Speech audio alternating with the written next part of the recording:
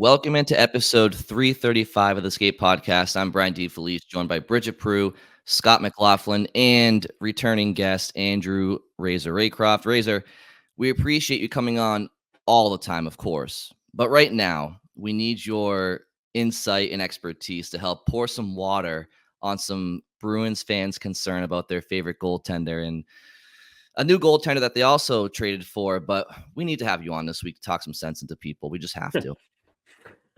Well, talking sense into people might not be completely my forte. Certainly not in my own house, that is for sure. But I will give you my opinion on things, and maybe it'll help. Normally, he's just explaining to Fourier what's going on. Yeah, well, the good news too, right, is we don't have to talk about rotations again. Yeah. That's the best part of this summer. But we do have to talk about Jeremy Swayman's contract still, because it hasn't happened yet. He's still a restricted free agent, no new deal. I understand fans being anxious until it gets done. So I guess we'll just start with, have you heard anything? Do you know of any updates? And is there any level of concern from your end? No level of concern, no updates, haven't heard a thing.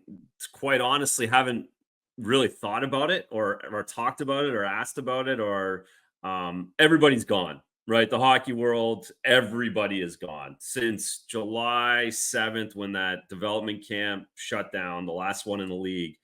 Everybody is gone. I'm around some hockey people this week, and no one's thinking or talking about business.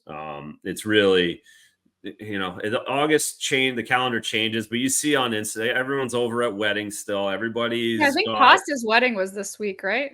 Yeah, I think it's in Croatia. If it didn't happen this past weekend, it's happening this. But everyone's over there right now. Everyone stayed over there.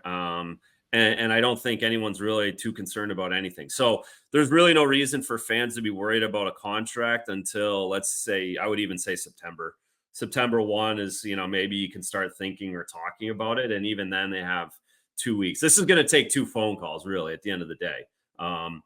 Jeremy can't really go anywhere.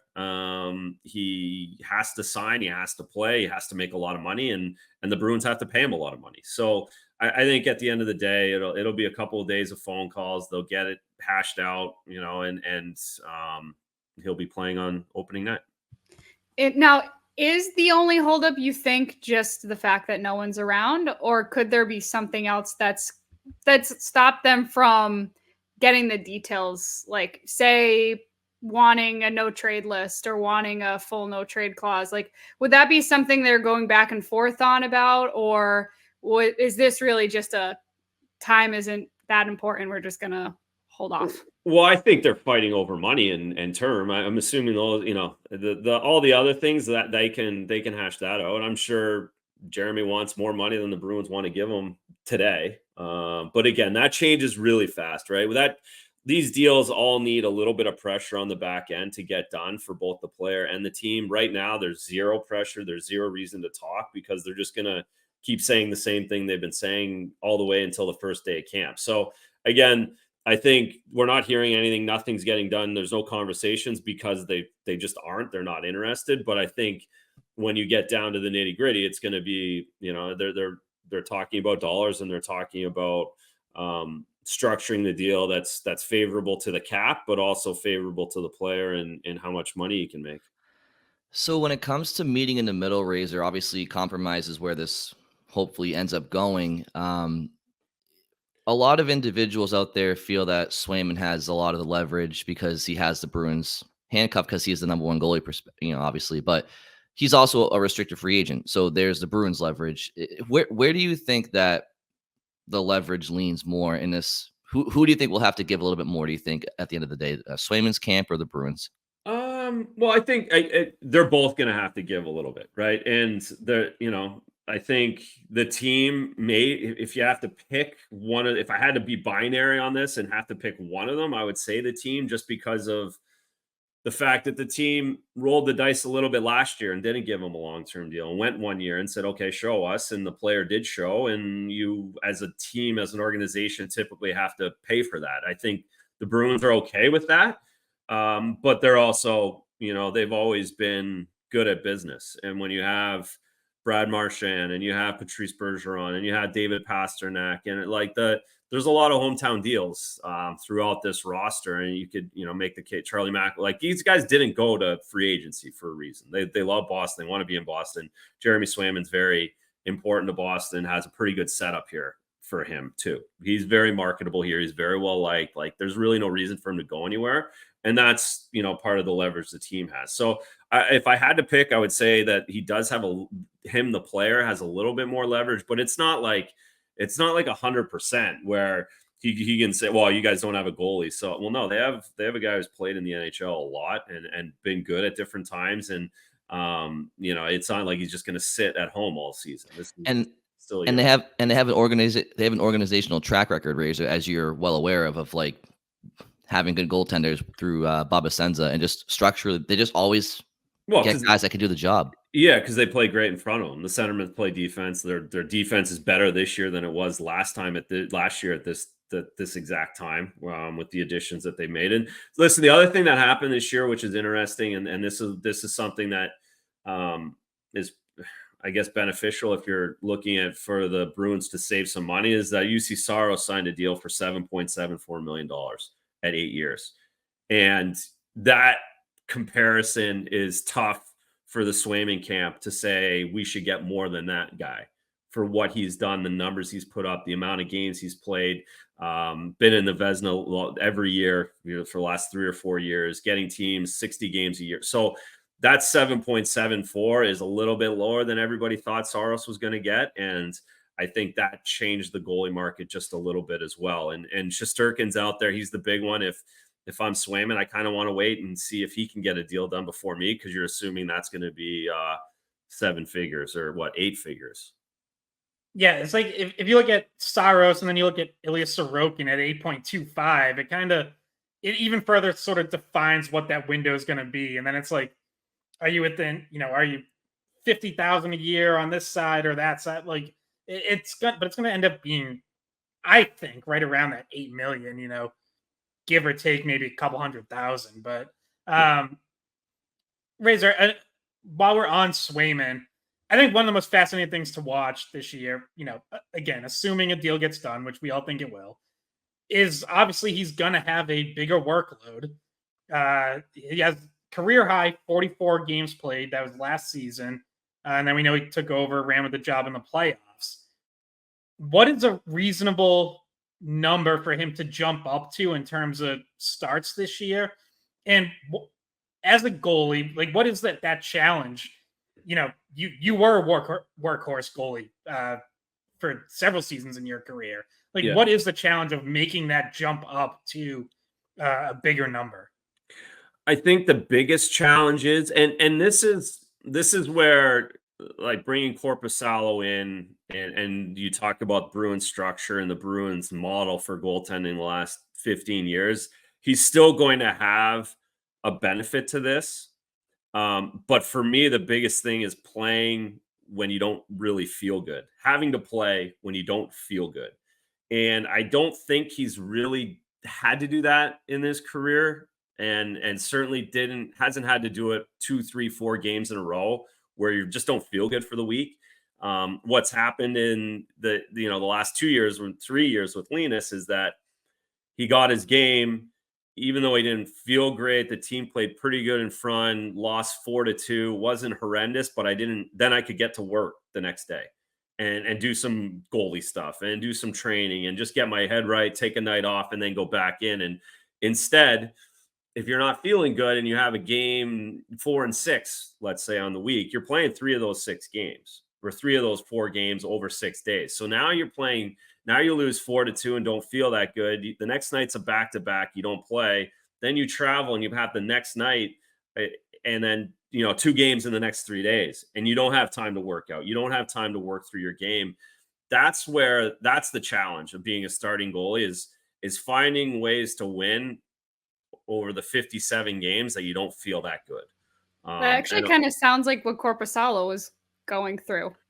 Well, yeah, his disaster, that was a disaster last year. Anyone comparing or looking at what happened to him last year is I think very unfair. Ottawa sucks. Ottawa sucked last year. The expected goals and all that stuff, I get it, but the analytics are painting that a much rosier picture of what was going on in Ottawa. And yes, he gave up some bad goals, but you're right, Bridget. Half of those games he was out of it, had no chance to win. The score is 4-1 already because they didn't show up again, and he's taken the brunt of it. So I think that he has to be better than he was last season. I'm not laying, he's playing the NHL. He makes a lot of money. You can't cruise through an NHL season without criticism, but there's a lot of redeeming qualities here that he can absolutely turn it around with this Bruins group. So, Razor, you mentioned not feeling it when you have a larger workload. Would you say it's more of a mental adjustment or physical adjustment? No, it's mental. Hey, again, we saw physically he's in great shape. He's 26, something like that. Like, no chance he's getting into issues physically playing a bunch of games. And we saw that in the playoffs. There's no greater test than playing in Florida with the heat and the humidity and everything else and doing that 6 times in 8, 9, 10 days. So that's never going to be his issue. It's going to be the mental part. It's going to be not feeling good and finding ways to play when everything's not completely perfect because you haven't slept in a week. And prior to this, you only had to do it once. Now you've got to do it 2 or 3 times in that week that you don't feel great. Or coming back from sickness, you don't get the extra day off because we need you as a team to come back in as a starting goalie and be the guy right away. It's all those little things that people don't think of or haven't had to deal with. A nagging injury that only needs a few days rest that you don't really get to benefit from if you're the starting goalie. You kind of have to play through it a little bit. All those are the little things that we don't hear about that these guys have to deal with when you're UC Saros and you're counted on playing 65 games. And So Razor, how does it go the other way too? Because Korpisalo is now going to have a decreased role. Like mentally, how do you go from being, dealing with what he dealt with last year and being a starter on a completely different style team, right? Like that's a team that's not even close to the Bruins caliber. How do you mentally go from being a starter and then knowing that you're the guy behind Swayman? Well, he knows he's getting a second chance. So I'm sure he's working extremely hard, and I'm assuming he's pretty grateful to get out of Ottawa and end up going to a team like Boston where he's the blueprints there, whether it's Jarl Halak or go down the list of Joonas Gustafsson, Anton Udobin, all of these guys that have made careers after being here. And he's basically telling himself, I play 30 great games here in Boston, then I become a starter a year from now somewhere else. That's his goal. That's his motivation. And I have to imagine he's pretty excited about that. He's working pretty hard at being that guy. So he can continue to work on his game within the 30 games that he's going to play. So he gets to work on goalie school. He gets to get better. He gets to get stronger within games while also proving that he can still be good in this league. So for you, would the jump for Swayman be maybe more incremental where it's like 10 to 12 more starts this year and Korpisalo still gets 28 to 30 in that scenario? Yeah. Or could Swayman go could he make that jump to 60 starts right now? The Bruins just won't do it. They just haven't done it that way. Tuukka could have played that. Tim could have played that. Manny Fernandez could have played that if you want to go all the way back to that. But they just don't. I think you're going to continue. You get Korpisalo to play 30 games, 35 games. And Swayman will play more than his 44. If he's healthy the entire year would be my guess. I think he would be that 47 to 50. If I'm Swayman, I want to play 50. Get me 50. That's a legit starter number, 50. That also keeps me fresh. That keeps Korpisalo fresh. He gets 32. It's basically the best balance you can get. Razor, while we have you, I definitely want to get a couple of opinions of yours regarding the Bruins offseason so far. But to keep it to the goalies, let's start with the return that they got for Ullmark. I know you have the opinion that draft picks they're a bit of a gamble, but the Bruins were kind of hamstrung here. So how did you feel that getting Mark Kastelik and the eventual first overall pick or first round pick that we know turned into Dean Letourneau, how do you think they did with the Ullmark return? Well, I think they did a good job because basically Linus could only go to Ottawa. There wasn't a huge market by the time Markstrom goes to New Jersey, and those musical chairs were starting to fall, and the teams that could afford or want Linus Ullmark, it was basically Ottawa. So when you're dealing with one team, you can only do so much. The market, the return that Markstrom got with an extra year of term was very similar to what the Bruins got for Linus. So I think all in all, it was just as important to get Linus somewhere else. I think that was really like the main part of the deal, to get a guy like Kastelik who can fight Tom Wilson, can play a fourth line. The Bruins got big this summer. We're going to talk about what they did they got big, and there's been a lot of want and chatter about getting bigger. They've done that in tenfold. All of a sudden, they're one of the biggest teams in the East, and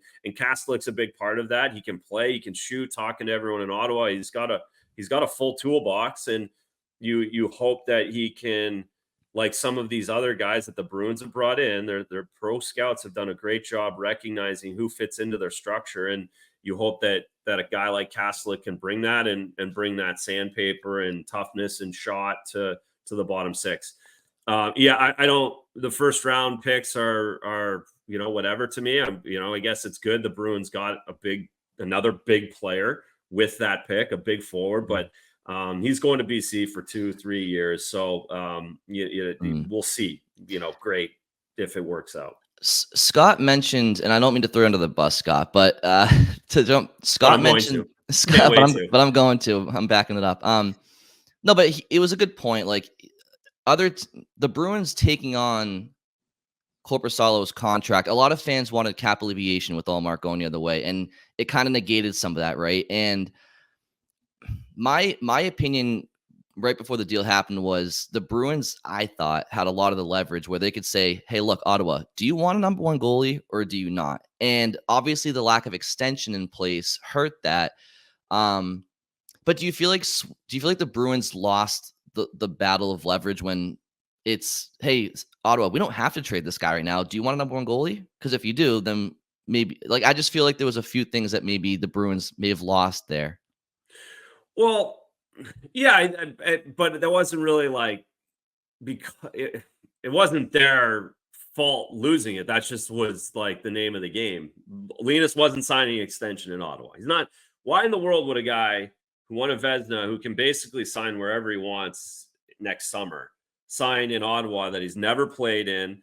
There's not the best track record of that organization, of what's going on behind the scenes, what it's like living there. There's zero reason for him to have signed an extension. Made zero, like that was never happening. And rightly so. As a player, there's no chance I would ever do that. Never. I would never just sign an extension willy-nilly without seeing behind the curtain of that place, especially. So the Bruins have no leverage there. That's not their fault. They can't do anything about it. They can't force Linus to sign a 5-year deal and make the deal better. They also can't control the goalie market. They can't control who needs a goalie, who wants a goalie, who's willing to pay for a guy like Linus Ullmark, and that dwindled away a little bit as well. So yes, it wasn't the ideal circumstance, but there usually isn't an ideal circumstance, I guess, in pro hockey. And when you're making trades, you have to make a trade, and you have to be willing to maybe not win it 100%. But getting rid of Linus, and I say that lovingly, it's not like it's just the way to word it, is they needed to move on from that situation. They couldn't have a rotation again. Jeremy Swayman doesn't want to play under it. Linus Ullmark doesn't want to play under it. And they needed to move on and make their team better because of it.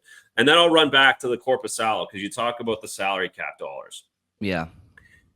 There was zero chance, absolutely zero, 100% zero chance that they were not going to sign an NHL goaltender for at least $2 million. So they're paying $3 million now. So if somebody wants to complain about the salary, the dollars, and allocated a whole thing, it's $1 million at the very most that they're missing out on, and that's within an $87 million cap. That's nothing. Then they've got an NHL goaltender who can play games and who's going to be better. But it wasn't like there's zero chance they were going to go in with a minimum wage goaltender behind Jeremy Swayman. Zero chance. So that wasn't ever going to happen. Yeah, so I want to follow up with that because I think you're right that there's 0% chance of that.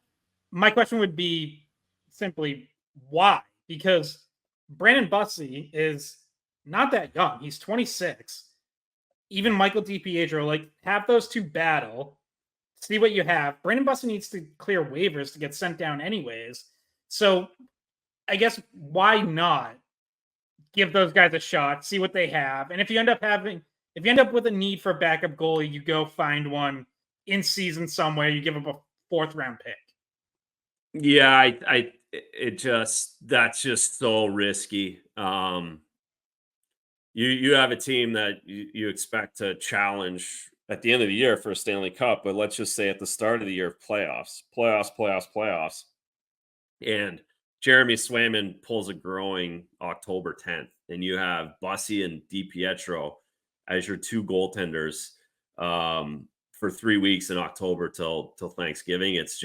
That's organizational suicide. And I think they're both pretty good goalies. They're both young guys, but not like Bussi made an amazing save in an exhibition game. That's literally what everyone's hanging their hat on this guy, right? And again, I've known Brandon for 6 years now. He's an unbelievable kid. I think he can play. I think he's really good. But if I'm a general manager, I cannot go into an NHL season with a guy who's made one preseason amazing save in a third period of a nothing game against a team that didn't have any good players on. He's never played an NHL hockey game. So that just doesn't happen anywhere. It's not like Bussi's a 1st round pick. He's not Askarov. He's not Spencer Knight. He doesn't have a huge pedigree. You're not just giving him the keys to the castle. If he's great this season, and he's got another AHL year where he's got to go and win 35 games in the AHL. Like, his numbers went down from the season before. So there's still a lot of questions there, and he has an opportunity to build and get better. But as an organization, it would be very, very, very dangerous to not have another guy. So in that case, sorry, Bridget, just one quick follow-up. Okay. But I mean, like, there's a risk there with Korpisalo as well, right? Like, you're banking on fixing his game, getting him back on track, bouncing back from last year, because if you can't do that, then Swayman goes down, you're in the same situation. Like, now you have Bussi and a Korpisalo who's struggling and hasn't been good in 2 years. Yes, but you're putting that's on the player to get better, right? Like, that's not on the team. The team has to hope. Of course, it's like you're only as good as your players, right? But at the end of the day, Korpisalo is a guy if you went around the entire league, 32 GMs, and said, would you want Korpisalo or Bussi? Everyone's taking Korpisalo, right? Like that. There's a reason why, and it's because he's played in the NHL. He's had great seasons. He's gone on runs. He's just, of course, you can always say, well, what if he isn't good? But at the end of the day, you're always taking the guy who's played 30, what do we got? 37, 33, 22, 28. He's always had over a 913. Like, you're just more comfortable taking that guy on. And again, if we're comparing it right to Bussi, you're saving $2 million. The Bruins have money to spend still right now. They're just, they don't need the $2 million. They need it on a goaltender. So to talk about Bussi, just one last question about him. If, he, like Scott mentioned, he's 26 years old. And like, what do you think his path is to the NHL? Because now that the Bruins are going to have Swayman tied up long-term, they have Korpisalo this season. Like, what does he need to do to make it? Like, is he ever going to make it in the Bruins organization, or is this a situation where he maybe gets claimed off waivers, or he tries to go somewhere else? Well, there'll be 30 guys that have to clear waivers, so I don't think anyone's really worried about waivers. If to Scott, to your point, if he gets picked up by waivers, they pick someone else on waivers that goes through waivers. That's very similar. There's 30 guys in the AHL that are similar that they can get. That all everyone has their goalie. What's his path? He needs to get lucky, like everybody else. I could name you 2 million. I could name you 55 Brendan Bussis that never made it, right? Over the last, since I started in 1997, I could give you a list every year in the AHL. When I got drafted in 90, I could give you a list of guys who probably were better than me, maybe were better than me, had a better week than me, had a better week than Bussi's had, or a better career than Bussi, and never made it. So for him, it's at this point, it's timing and luck. He's done all the work. He's done what he's needed. He's got himself on the doorstep, which that alone is really impressive to be where he is and to be in this conversation. But he's going to need an amazing performance from himself. He's going to need a little bit of help from somebody else, and he's going to have to kick the door open at some point. But again, a lot of that is a little bit out of his control, and like all of us who play in the, it's not given. Like, you know, it's not automatic. And just because you're a decent prospect, you don't just get to play in the NHL. You need things to fall your way a little bit. So if you do get that luck, Razor, because that is a major part of the battle, Jeremy Swayman included, but you mentioned there's, 55 Brandon Bussi who never made it, but Jeremy Swayman and the other starting goaltenders in the NHL, what really separates them once they get the opportunity and take advantage of it? What is it that separates an NHL goaltender, a legit NHL goaltender, from somebody who fluctuates between the minors or never gets that chance? Obviously, the speed is different, and your reads have to happen quicker. But is it more mental, or is there a physical skill set that these guys have over minor league goalies? Yeah, no, they're faster, they're a little bigger.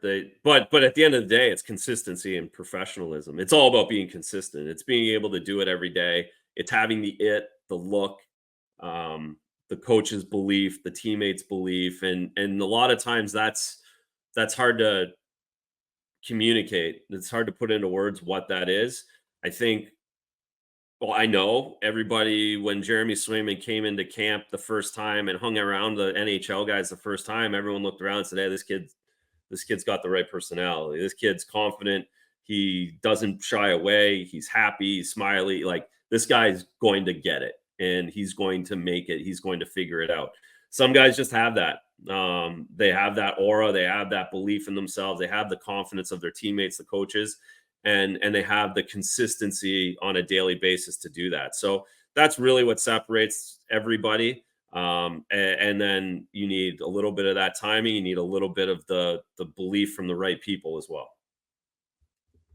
All right. If we want to shift gears a little bit here, the last couple of minutes, to the bigger picture of Bruins offseason, Razor, I know you're a fan of what they've done.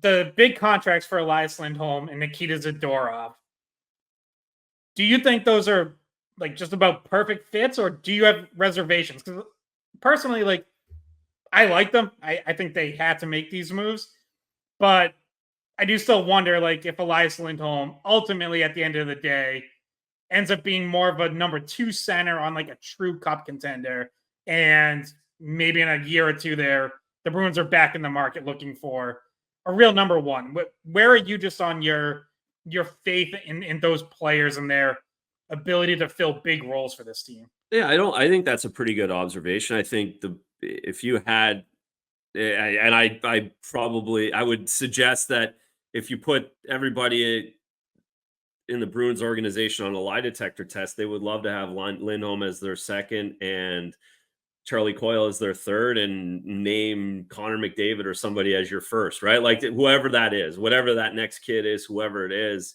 that Leon Draisaitl for $16 million next summer. There you go. See, yeah, exactly. We're really going to love talking about $16 million for Leon, but so I would agree with all of that. Now that's a little talk show, podcast, radio-ness, though, right? Because you didn't have any other options. Lindholm was the number 1 free agent centerman. The Bruins needed to get the number 1 free agent centerman, and they did that and locked him up. So when you look at it like that, and just like, okay, scrap the contract, scrap everything around it, the Bruins needed a centerman badly. And Bergeron and Krejci, they found a way to, like, somehow miraculously lose both of those guys and still almost win the division, go to the second round of the playoffs, and bandage it all together with zero money. They were able to survive that. That's crazy in hindsight. And now they get the number 1 free agent centerman who's going to be better, who's going to make them better, who adds to the top 6. And so from that prism, it looks amazing. Zadorov's the same thing for me. Grzelcyk was fantastic for this group. He's a great person, great family. We know all that stuff. It goes without saying. But they added with some huge size, both by bringing Zadorov in and losing Grzelcyk. Like, they just transformed their defense just by making that move. And it was a big left-handed guy that they needed, who can tough, who can hit, who can have some presence back there, who can take a lot of the defensive burden off of Hampus Lindholm. And they've done all of that with that signing. Just a miraculous signing. You go to the dollars, probably both of them for $12 million in 5 years won't be a great deal, but that's what you're paying for this season. The $12 million for both of those guys this year is an unbelievable deal. You're just, you have to pay for contracts in pro sports. We know that in all the different, and you assume in 5 years, the salary cap, we have no pandemics, the world keeps cruising along, NHL keeps getting better. You're going to have $110 million salary cap, and you're not going to worry about $4 million.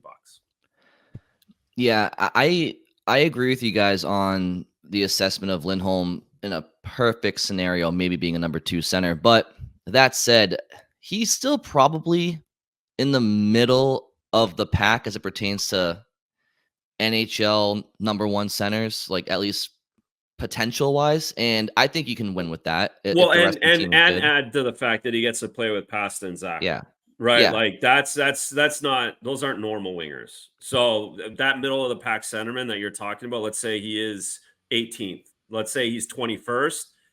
There's 15 guys ahead of him at 21st that don't get to play with what he's playing with. And he might be able to elevate his game, to your point. It's a great point. Exactly. So, I think he'll be closer to the 17-18 season with Calgary than last year's 44 points. So it'll be somewhere in the middle. Bridget, did you have a follow-up question to that? Yeah. So it's kind of crazy how long it's been since we talked to you, Razor, because obviously weekly we would talk to you on Sunday Skate. And now I'm like just thinking back to all the things that happened since then. And one of those things, it's not just like who they added, but also who they lost in free agency. They lose Jake DeBrusk. They lose Linus Ullmark to the trade, obviously. What do you think is going to have the biggest impact on next year's team that basically happened since the time that we last talked to you on Sunday Skate? Was it the additions? Was it some of the subtractions? Just the restructuring of the team. What impacted this team the most? I think it's certainly the guys coming in. I think Linus will be the one that'll get a lot of headlines. There'll be a lot of eyeballs on what the goaltending position does, how many games Swayman's playing. There's going to be talk of rest and how many games he wants to play. Like that's going to be a story. I think it goes away if Korpisalo plays to his potential in the first month, and then we just go back to steady Eddie goaltending from the Bruins. But I think Linus will be a little bit of a lightning rod issue, rotation, etc., just because it's been something everyone loved talking about, and the goalie hug and all that stuff. But really what I think is the highlight is the additions, the Lindholm and the Zadorov, and then the fact they got a lot bigger on the bottom 6. They have enough forechecking juice now to compete, and no one really can push them around because they have guys that will stand up to anybody. Yeah, in addition to Kastelik, Max Jones as well, and Zadorov. It's just Trent Frederick another season. Like they have some big boys. And Scott, you actually had the article, I believe, that says they're the heaviest team in the league, right? And the 6th youngest. Quickly, they're the 6th youngest. They've gone younger, and they've gone a lot bigger. Yeah, like I was thinking, like as you're touching on the bottom 6, it's like think about how many games last season they rolled out a 4th line of Lauko, Boquist, Steen. Yeah. Like those guys are all like 6 flat or under, and like they have some speed, and they all brought certain things, but like they weren't scoring. There wasn't really an identity there, and that's just not going to be the case. Like everyone is kind of in the mix for that bottom 6 now, except Potter, obviously. If you figure he slots back into like the 3rd line, everyone else is like 6'2" or bigger and plays that way, like plays a physical forechecking game. No question. It's going to look different. It's going to be, Brazeau full NHL season. The Kastelik, the Jones, the Frederick, like it's formidable and it's long and it's important. This team needed that, and I think they've done a great job on the fly. Again, getting to this point and getting younger. To your point, and the whole thing really pops with a couple young guys figuring it out, right? The whole thing pops with the Lysell figuring out, with a Poitras still figuring out. I'm not like Poitras. I'm really curious about. Really curious. This is not going to be easy for him. This is not going to be easy. Just stepping back in. There's a lot of eyes. There's a lot of expectation, and he's got to get a lot better. And so for him and Lysell, if those two guys, if a young guy pops, then this whole thing really works its way out. And that's what we'll be watching for in training camp. That's the story is those two young guys in the top 9.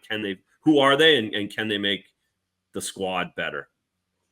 Yeah, and I like Poitras's attitude so far too. Like, I feel like when you're talking about a guy trying to improve as much as you're saying, like, he at least seems to go about it in a pretty professional way for somebody that's his age. Now he's 20 now, but as a 19-year-old, I was impressed with just the way that he was going about it, and then on obviously the unfortunate injury and everything. So my question for you is, after all that has happened, some of the stuff that we discussed, is what's the ceiling for the team now? Like, is this a team that in the regular season puts up similar number of wins but goes further in the playoffs? Like, do you have any idea on where the needle moves here? Because another thing to consider is, like, how does this team match up against teams like Toronto and Florida, Tampa? Like, what does this change for the Bruins? I don't think it changed. I guess what it changes for me going into this season is there's a little bit room for error, a little bit of margin for error for this group. I don't think there was any of it last year. Unfortunately, they rattled off 15 straight wins to start the season and didn't have to deal with it. And then, like they had tough times last season throughout after their start, and we're wondering what they were. I think this season, it probably won't go as well as it did at the start. They won't rattle 15 off, but they're just going to be a little more steady Eddie. I think you're going to see them build through the season a little bit better.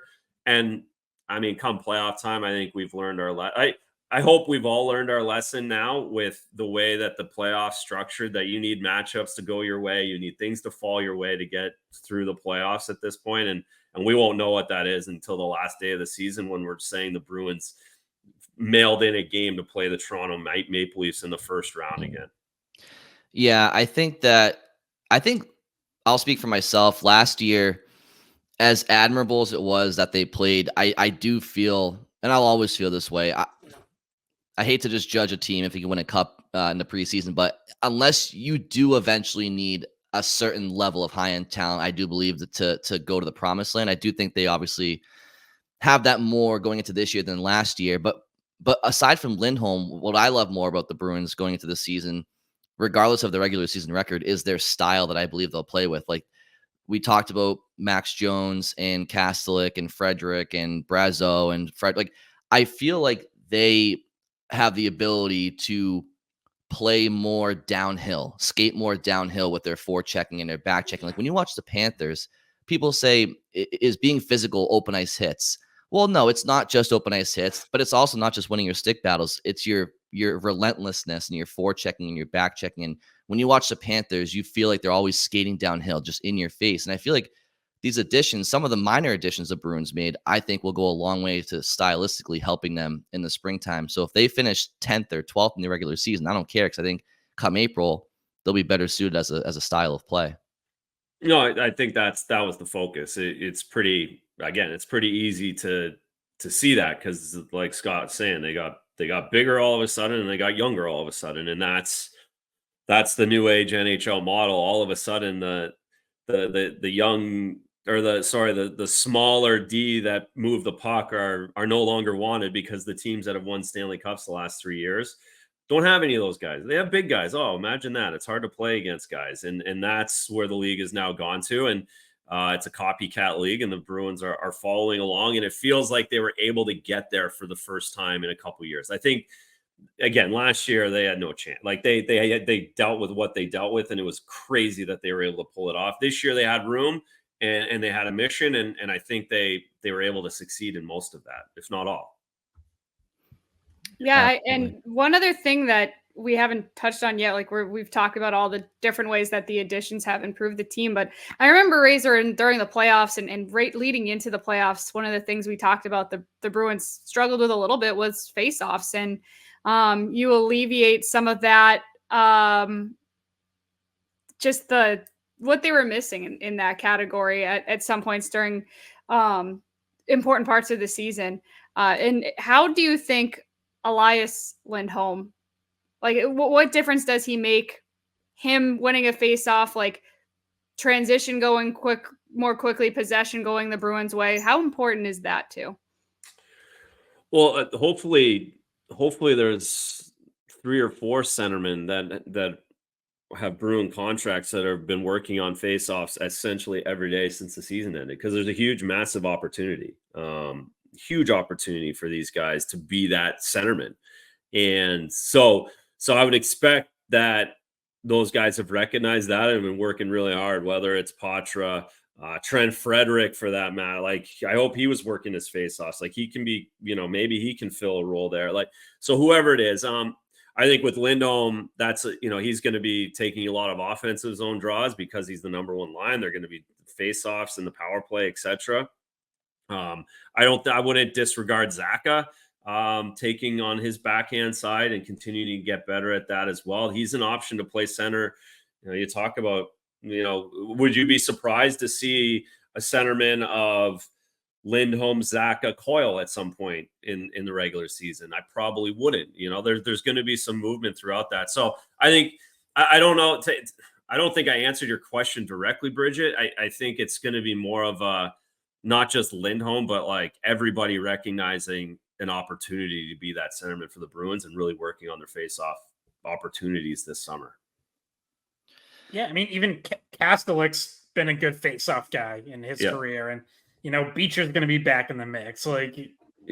Beecher, he can continue to grow if he grows all the other parts of his game that they were giving him a hard time about this season, and continues to win face-offs. Like then he's that option too, right? So then you have Kastelik and Beecher out there all the time in the defensive zone. Like, what a luxury that is. So again, just a lot of opportunity for them to collectively get better at faceoffs, knowing just personally that you have an opportunity to. One of these guys could literally play in the NHL and make $1 million just by being good at faceoffs. So that would probably be something I did this summer. Yeah, I feel like half the Bruins forward core has the versatility to take draws. I mean, I forgive me if you guys mentioned Geeky, but he was taking draws to the Bruins in Game 6 last year and in that Florida series. So they have guys that can be versatile. But Razor, we appreciate the time, and we know you have a busy summer schedule. But so enjoy your camps and your coaching and your teaching with the family and the kids, and we'll talk to you soon. Love it. Radio, we'll do. Thanks, Razor. Thank you.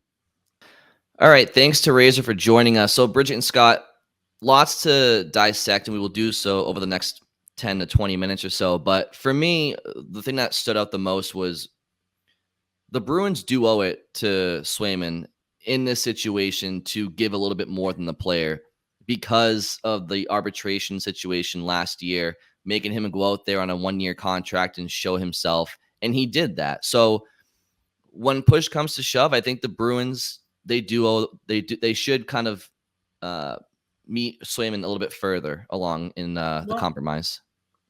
Well, let me point this out.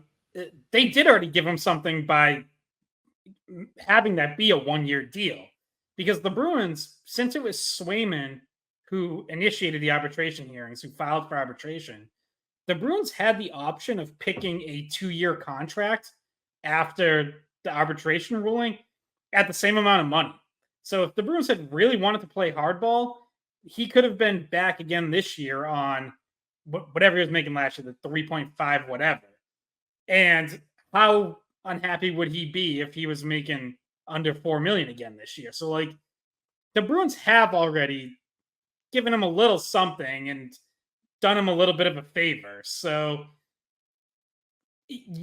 Razor's right that both sides are going to have to give, but like, let's not pretend that the Bruins haven't already given a little bit here.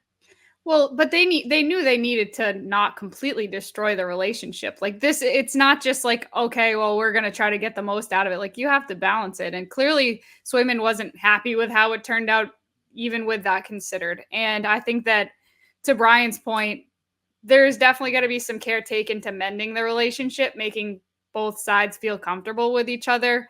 And you know that Swayman is expecting that now, like, because he's going in probably with a little bit more of a chip on his shoulder than he would have if arbitration didn't happen and like a 1-year deal happened without that process and the number was closer to what he was expecting. But obviously the Bruins didn't have a whole lot to give last year. So I think that there is progress that could be made if they do meet Swayman a little bit further down the line, closer to what he wants. So to your point, Brian, he might have a little bit more leverage in that they want to have a good relationship with him, and you kind of have to please him a little bit more than maybe you would have. Well, you're on, I feel as though they're probably somewhere around the 5-yard line, goal line stand. I think just to get it over that goal line, I just think someone's going to have to, go a little bit further. I just think it's ultimately going to be the team, and I don't necessarily think there's anything wrong with that. They did that for Pasternak. They did it for Pasternak, right? Like there's certain players on this team that you will do it for, and Pasternak's one, and I think Swayman's one. Well, the Bruins can't afford to. You really can't afford to play too many games when it comes to your future number one goaltender. I just think, and again, I don't think things are contentious. I don't think things are far apart. I just think one of the parties is going to have to probably give a little extra, and I think it's just going to be the Bruins. That's all. I don't think it's a huge thing one way or the other. And it seems like so obvious that it's going to end up at like more or less 8 years, $8 million a year. Like that just, so whether right now they're at Bruins at 7.5, Swayman's at 8.5, or Bruins are at 7, Swayman's at 9, like whatever that difference is, it's like it just feels so obvious where it's going to end up because of that window I mentioned that's been defined by Sorokin at 8.25 and Saros at 7.75. It's like, yeah, that's what a number one goalie gets right now. Like that's the market. And like I would be surprised if like it ends up being Swayman gets 9 million or on the other side like gets 7. Like it's going to be somewhere in that range. Do you think sorry, Bridget, do you think it's possible that like Sweeney and Swayman's representation and we're just kind of like, just let's let the player enjoy his summer for a little bit. Like let's just put negotiations on ice until we'll come back in August and figure something out or mid-August. Like it's possible that like the big question everybody's asking, why isn't he signed yet? Maybe like the parties are just like they have a date in mind of like we're gonna come back and figure it out then. I'm not saying that's the case, and I'm not saying that's a smart scenario. I'm just saying like we don't know with these things. Well, I think it is something like that. Like it might not be as explicit as like, hey, all right, pencils down, we're gonna go on vacation for a month and a half. But like to what Razor is saying, it's the hockey world kind of goes on break after that first week of free agency. Like there's a joke about like, everyone in Canada goes up to their cottage on the lake for the rest of the summer. But it's I've seen a lot of them at Cape Cod, by the way. A lot of French Canadians down there. I was there this weekend. Even more in Maine. But like there is something to that where it's like players, agents, front offices, like they're just not really doing business right now, other than maybe like an occasional phone call or text here or there. It's just kind of a dead period in the hockey calendar. And there's no, I've said this before, and like I know fans get anxious about it, but it's like there's no real urgency for either side right now.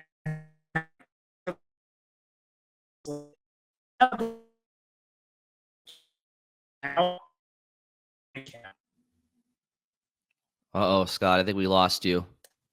I was saying nothing changes except I lose my internet connection. That's what I was saying. No. All right, let's see if I can finish my point. But yeah.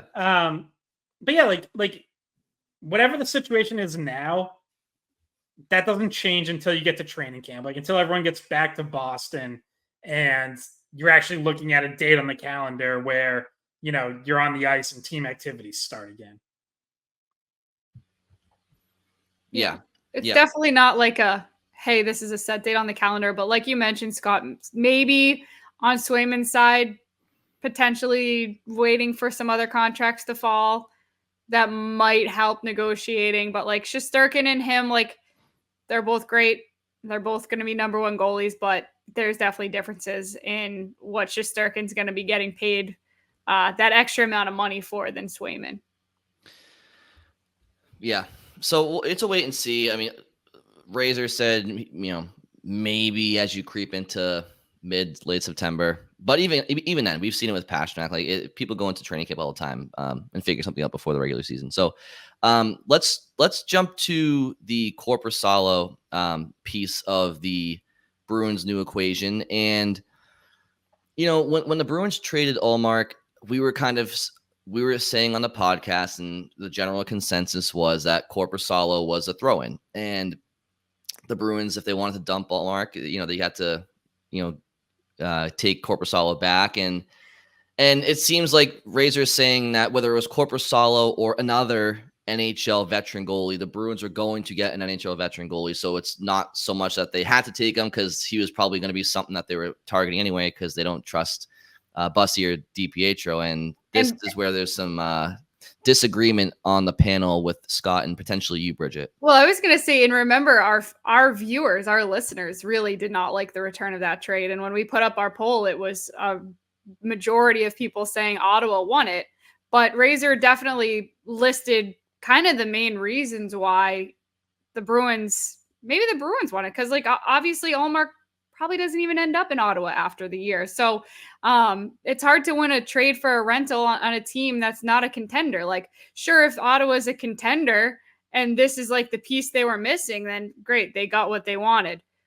But really, he's going to be on a team that's more than likely not going to make the playoffs. So what, like, your biggest thing that you did was dump Korpisalo, but if the Bruins can salvage him, then really I do think the Bruins won the trade. They got Dean Letourneau out of it with the pick. They got Kastelik, who could help them toughness wise in their bottom six, and Korpisalo is that veteran backup that the Bruins were looking for anyway. So it doesn't look as bad when you look at it through that lens.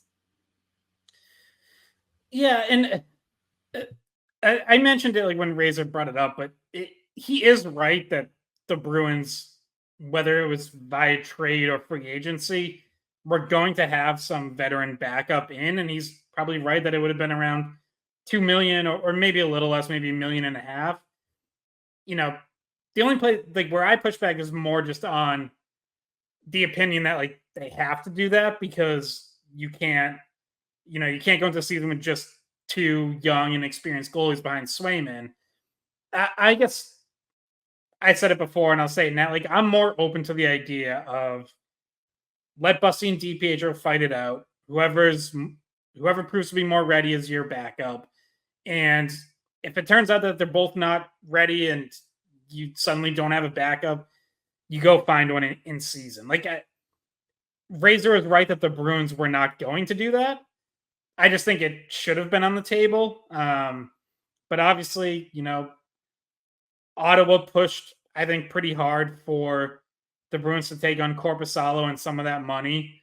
And they were probably more of the mindset that Razor was, where it was like, well, if we were going to go out and sign one for $1.5 million, $2 million anyways. So, is it really going to kill us to spend an extra $1 million on Korpisalo? Like that, I do think that's probably what they were thinking that made them ultimately okay with taking him back so that they could get that first round pick.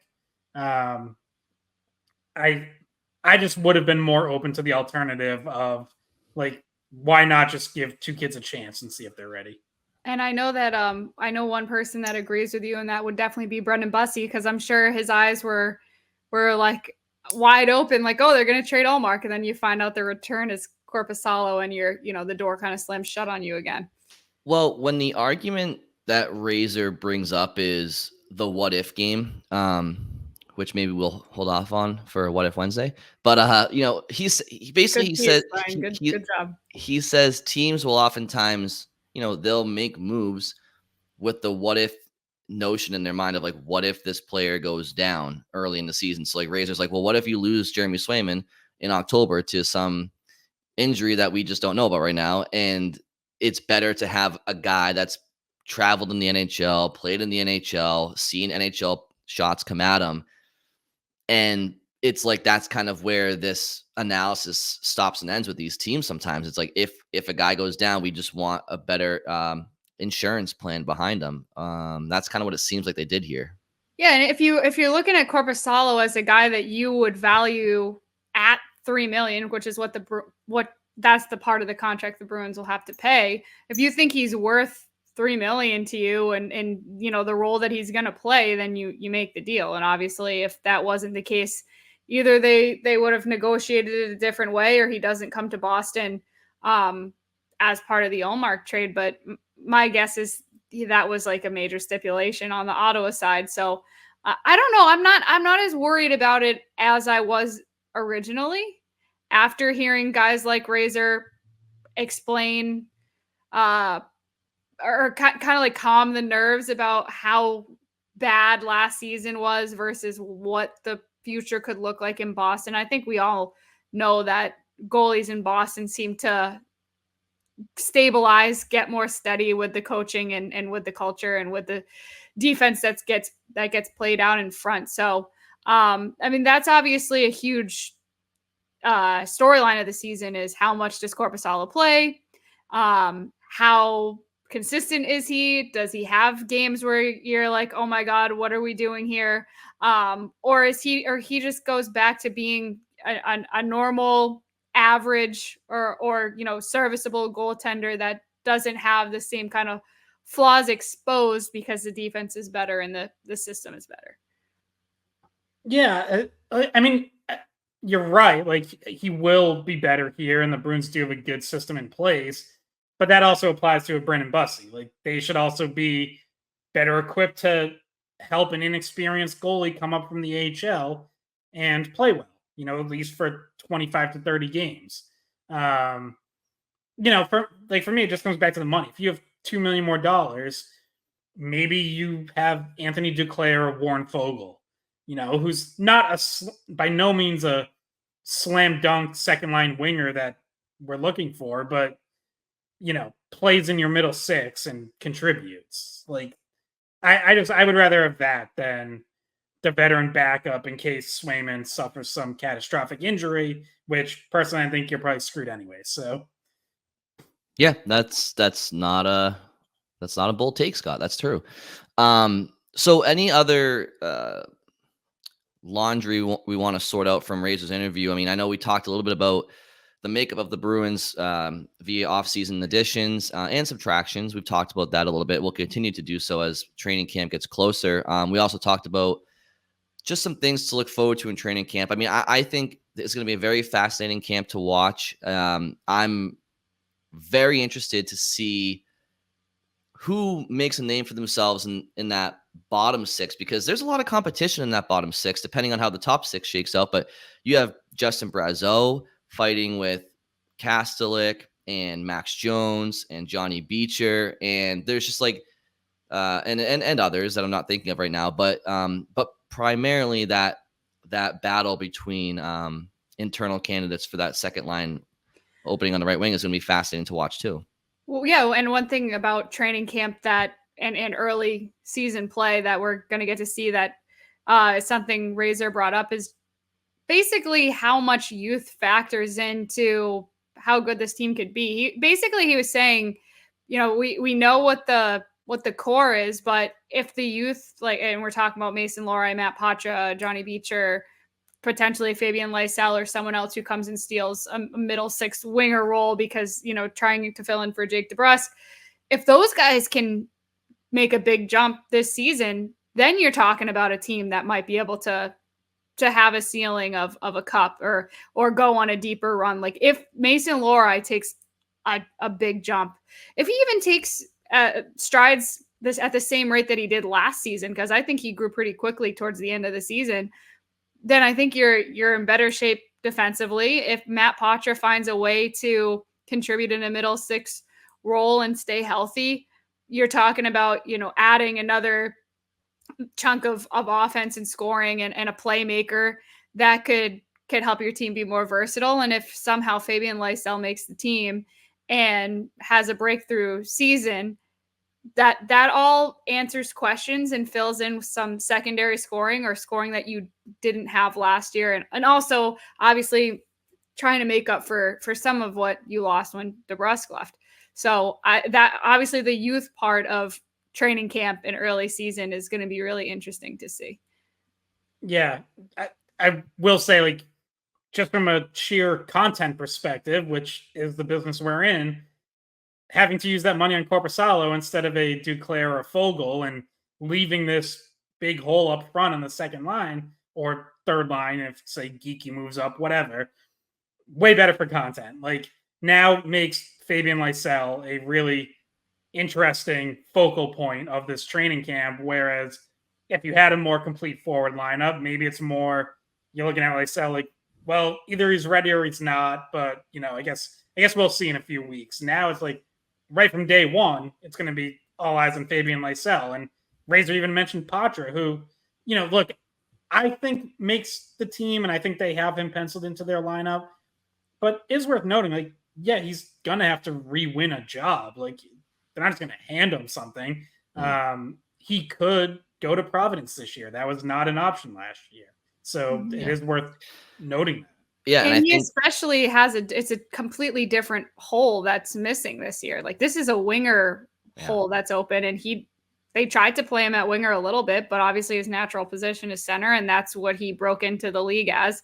So he had this door wide open for him last year, or at least it was open for a center to come take the job last year because Bergeron and Krejci both retire. Well, now you're looking at them adding a center this offseason, and it's not you. You now have a little bit more competition. You also have, like you mentioned, Brian, like Morgan Geeky, Trent Frederick. These are guys that can slide into the middle if you're not performing and you're not doing, or even if you're just getting bumped off pucks, or you know what I mean. If he hasn't put on enough weight, or he's still dealing with some of those issues that some smaller players have or younger players have. There's a lot less room for error. You almost have to steal. I think he's going to have to steal the show even more than he did last training camp. Like, he made it impossible for them to not put him on the team last year. He's going to have to do the same thing this year, I think. And I don't know. I think that they all like him. I think they like him as teammates. I think management likes him, but he's going to have to make a case for himself again. Yeah, and I think there comes a point in time where you just need to see if you can, what you have internally. And I put out a poll regarding who will start the season, at least, as the Bruins second line right wing. The options were Frederick, Lysell, Geeky, and then the fourth was other.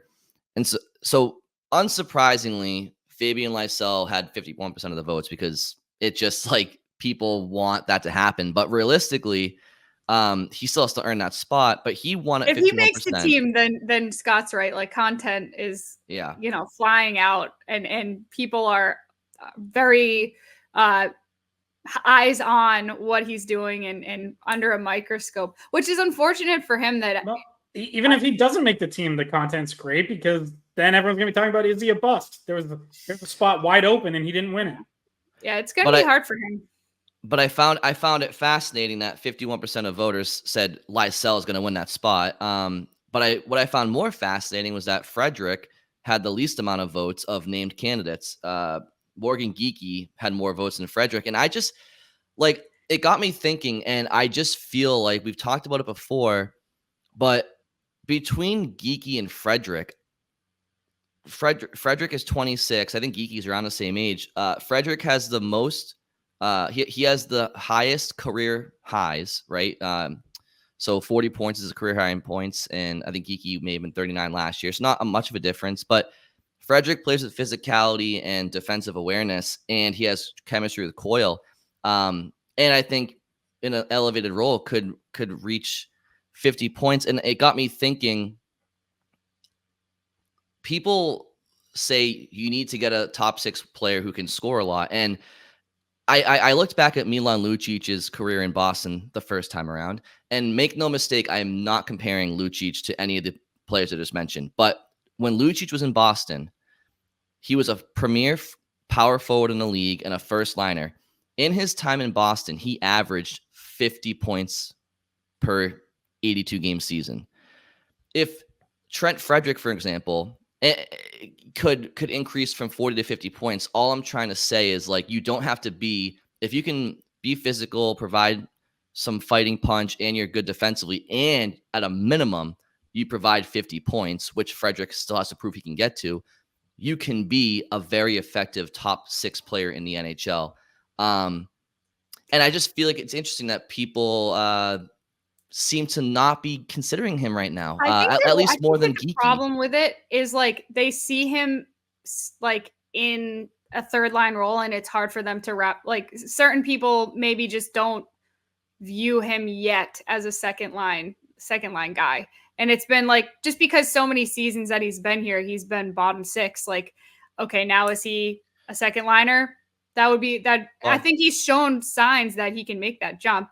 In a line of Marchand, Coyle, Frederick seems like a very, like, emotional, like, because obviously Marchand plays with a lot of emotion. Frederick plays with a lot of emotion. Coyle, it's the most even keeled out of those guys, but it'd be an interesting line to watch for sure. And I'm not saying he is a second liner. I'm saying, like, right now, I'm saying if given the opportunity, could he be? What you definitely have to be a true top 6 forward. At the minimum, you have to be a 50-point player, in my opinion, if you're bringing those other intangibles. If you're not bringing defensive physicality, then your offensive production better be much higher, to the point where you're negating your deficiencies elsewhere. I'm just saying, I feel like if Lysell, it doesn't win that spot out of camp, which there's no reason to think he is going to right now based off of what we've seen, I'm surprised that Geeky is getting more consideration from Bruins fans than Frederick. I just think there's reasons why he should be that guy right away. I also, there is also like a left-right, and I don't know if this is what people are thinking, but it comes into my mind, is like there's also a left-right element at play, because if you think Frederick's going to be third line left wing, like, and we're talking about second line right wing, it's like Fabian Lysell is only a right wing as far as we know. Like, I don't think he's ever played the left side. Morgan Geeky has played center and right wing. I've never seen him on the left side. Matt Poitras is a center. If he plays wing, it's probably on the right side, his strong side. I don't know if he would play his off wing. If Justin Bresdo moved up, we've only seen him on the right side. Like, they have a lot of guys who pretty much have only played on the right side. Frederick obviously has played all 3 forward positions, but they might just need him more on the left side, because if he flips over to the right side on that second line, who goes to third line left wing? I think the most natural answer would probably be Max Jones. And, you know, we should say, like, when Don Sweeney was talking about him after that signing, he did mention Jones as someone who might get a chance to play a little higher in the lineup than he's played in the past. So it seems like that's at least under consideration, but until you get him in here and see how he plays in your system with new teammates, like, you know, I don't know if Max Jones is going to be a third liner. Like, I'm sure he'll get a look there at some point, but whether also, that's for opening night, you know, I don't know. Also, like, maybe Frederick is centering the third line. You know what I mean? Like, maybe his value is higher when he moves back to playing center, if he can win draws and if he can lead that line a little bit. Like, maybe the fact that there are these other options for him and these other roles that he would also slide into, whereas those other guys, like, they're more limited to where they could go, and Frederick can kind of move around your bottom 6 and at all sides and in the middle. So that's probably part of it too, because you do have to figure that out, right? Because Zacha's not playing, or we don't think he might, but, like, to start, it doesn't look like he's playing center. So that means, you know, you're adding a center, but you're moving one to the left. So, like, you're It's not like moving everybody back a spot. Like you need to figure out what you're doing for your third line center as well. Yeah. And you have options, obviously, but he's one of them. There are counter arguments, and I can see people saying Frederick's better suited on the third line on a contending team. I'm not even here to dispute all that. I'm just saying I think it's interesting that I just think Frederick he's been increasing his offense about 10 points a season the last 3 seasons. When you find your confidence, it's amazing what happens at that level in life in general. And I just think that I feel given with a little bit more power play opportunity net front and maybe an elevated role, I think he could be knocking on the door of a 50-point season. And for a kid that's only 26 years old, has his size, will fight, and is good defensively, I just feel like he's being slept on just a little bit, especially when we have a role that's open and a bunch of candidates that are none more proven than him.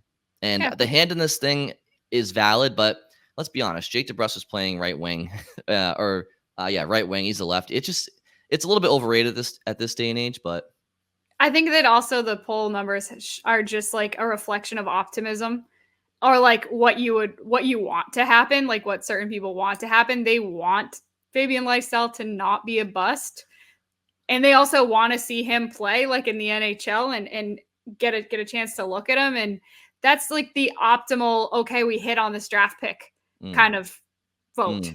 Like, okay, that's what the Bruins did. They figured it out.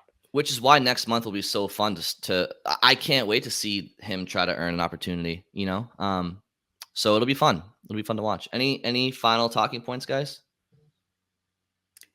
Just that we will also we're going to drop this episode right after we finish recording, which will be Monday, and that we are going to drop another What If Wednesday. So email us. I'm going to put out a tweet, so you can comment under the tweet. We'll see it, or comment under if you're watching this on YouTube, just comment right in there. We got some funny ones after last episode. So yeah, send them in. It could be anything future, present, or past, even like deep past. We'll try our best. We spent a chunk of before the podcast talking about Mark Savard and like the 2011 team and 2010 and 12. And we were jogging our memory. So if you have a What If Wednesday question, definitely send those over. What if the Bruins didn't trade for Greg Zanin? Good one, Brian. There you go. I feel like Scott's frozen, or if he just doesn't like what you're saying. he'd be chuckling at that if he wasn't frozen. I know that. There he is. Okay, well, Scott's Wi-Fi is spotty, so we'll get him out of here. We'll all get out of here. It's lunchtime. It's lunchtime. It's lunchtime. Thank you all very much for listening. And we will talk to you on a What If Wednesday. Hey guys, thanks for watching the Skate Podcast. If you want to see more of our videos, visit our playlist. Not in front of a screen. You can listen to us on Spotify, Apple Podcasts, or wherever you get your podcasts. Don't forget to follow us on social media. And if you enjoyed this video, please don't forget to give us a thumbs up, subscribe to our channel, and leave a comment.